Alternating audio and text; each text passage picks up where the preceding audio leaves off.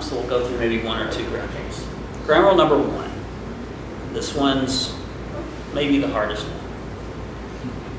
No complaining at all. In any setting. Home, work, church, anywhere, until you're ready to take action. So think back to Carolyn. All that time that Carolyn in the accounting department spent complaining, remember we kind of timed it, it was like 20% of her day. Instead of that complaint, well, first of all, what is a complaint? It's something you're dissatisfied with, but you're not really willing to do anything about it. You just like being unhappy about it. Okay, so Carolyn, please, instead of complaining, tell me what you're going to do to solve this problem. Does it mean that you can solve it right away? No, some of them, yes. Some of the things that we complain about could just be fixed if we think about it for 10 minutes and go, you know, I could do that. Okay, I'll fix that. Most of them aren't that easy. Most of them involve other people, 3 months project, sometimes 14 years of effort to try to solve something. But what we do know is if you just complain and do nothing, then it's going to still be there 14 years from now. So what are we going to do to fix it? Okay. And I have a trigger. I don't like wearing this thing, but I haven't taken it off for 2 years, this little bracelet that says a complaint-free world.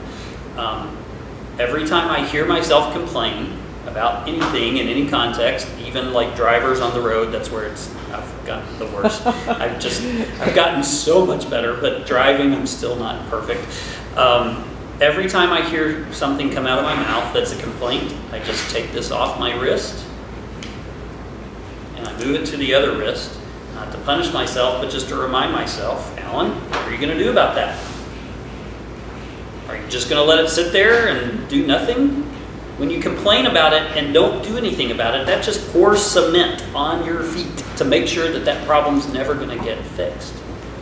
So remind yourself with some kind of a trigger, every time you hear yourself complain, stop. It doesn't mean don't complain. It doesn't mean suppress your complaint. What it means is take action on your complaint to solve it. Okay? And venting is complaining. But I've got my buddy and I just need to vent to them and get it off my chest. And once it's off my chest, I'm all better. And then it's not a problem anymore. Until 3 weeks from now when the exact same thing happens again and I need to vent to my buddy again. How about when you're venting to your buddy, you instead say, take action. Okay, I'm complaining to you about this. Help me strategize on what we can do to solve this thing so that we never have to complain about it again. And boy, venting, ooh, those teachers that we did this with, they were so married to their venting. They wanted their little vent partner because they've got kids running around crazy and they just needed some outlet. Okay, we are not saying be positive, be sweet and sunny and happy, and just don't worry about your problems. That's the opposite of the message we're trying to portray here. We're not saying suppress your complaints.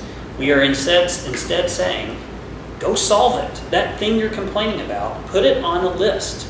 And the first time I put this on, I thought I'm this proactive, happy-go-lucky, very positive person. And I put this on, and 40 times later of moving it back and forth, finally got to the end of the day. It was literally like 40 complaints in my first day of putting this on. I had no idea that I was just a whiny ass, but I was.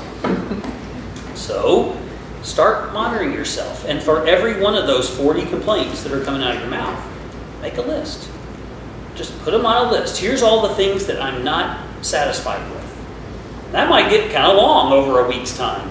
But if you start working on them, little by little, now it's down to 80 because you fixed 20 of them. Because you're starting to take action on these things.